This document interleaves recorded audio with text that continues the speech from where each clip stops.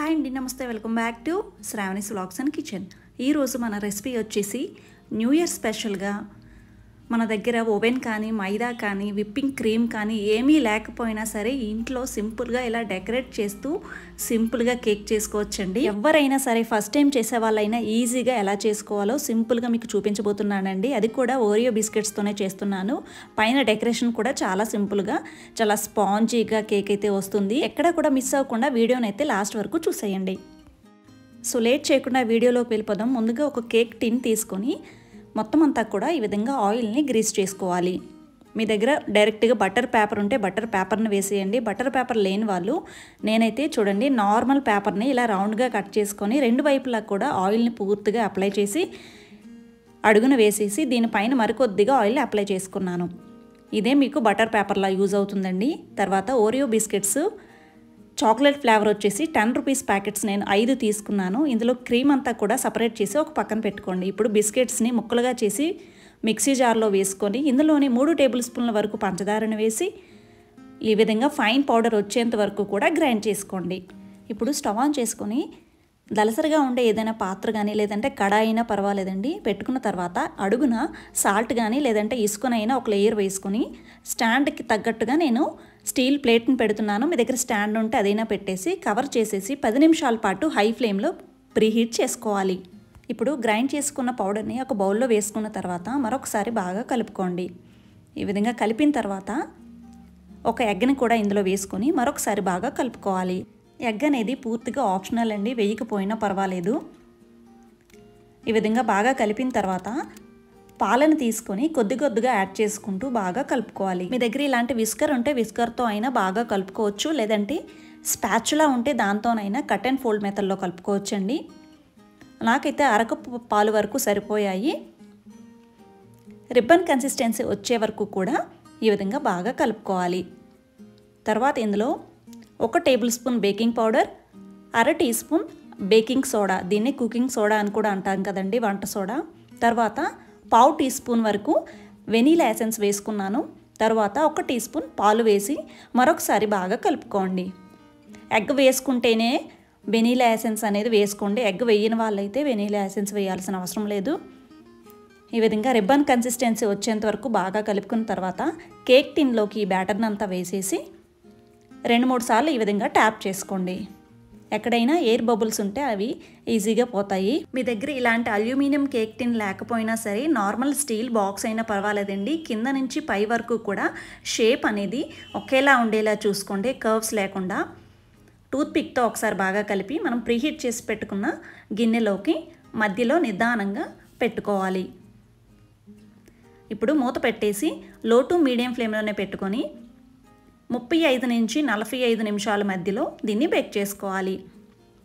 ఒకసారి 35 నిమిషాల తర్వాత చెక్ చేసి చూడండి. టూత్పిక్ గొచ్చుగానే లేదంటే చాక్ అయినా ఇలా గొచ్చుగానే మిడిల్లో క్లీన్గా రావాలి. అప్పుడే కరెక్ట్గా బేక్ అయినట్టు. ఒకవేళ మీకు ఇంకా తడిగా అనిపిస్తే మరొక 2 నిమిషాల పాటు లో ఫ్లేమ్లో ఉంచితే సరిపోతుంది. కేక్ టిన్ని పక్కన పెట్టేసి చల్లారి పెట్టుకోండి. ఈలోపు ఒక గిన్నెలో కొద్దిగా నీళ్లు వేసి దాని మీద ఒక బౌల్ పెట్టేసి డార్క్ చాక్లెట్ ఏదైనా పర్వాలేదు వేసుకొని కొద్దిగా బటర్, అలాగే మనం సపరేట్ చేసి పెట్టుకున్న బిస్కెట్స్లో క్రీమ్ ఉంది కదండి, ఆ క్రీమ్ కూడా వేసేసి 1 టేబుల్ స్పూన్ వరకు పాలను కూడా వేసేసి లో ఫ్లేమ్లోనే దీన్ని ఇలా మెల్ట్ చేసుకోవాలి. చూడండి మనకైతే పైన డెకరేషన్కి క్రీమ్ అయితే రెడీ అయిపోయింది. దీన్ని ఇప్పుడు ఇలా వేడి నీటిలోనే పెట్టేసి పక్కన పెట్టేయండి. అలా అయితే చల్లారిన తర్వాత కూడా గట్టి పడకుండా ఉంటుంది డెకరేట్ చేసేలోపు.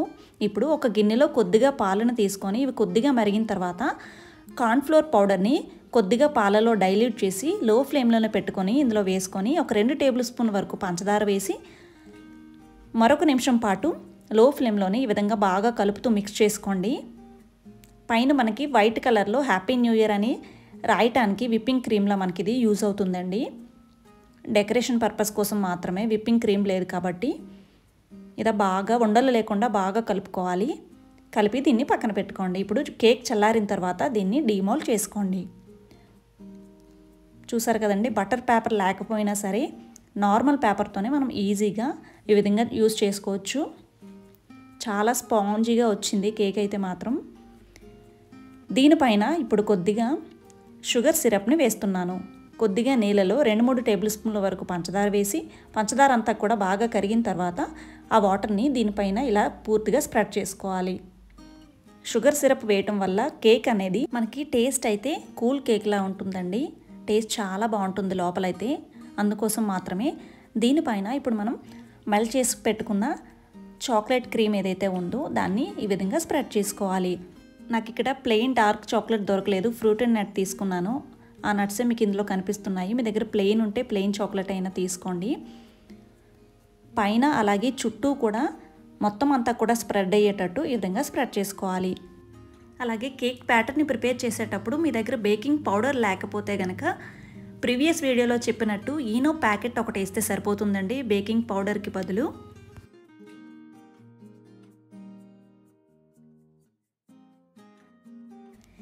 ఈ విధంగా మొత్తం అంతా కూడా చాక్లెట్ క్రీమ్ని స్ప్రెడ్ చేసుకున్న తర్వాత జెమ్స్ని నేను ఈ విధంగా చుట్టూ కూడా డెకరేషన్ కోసం యూజ్ చేస్తున్నానండి.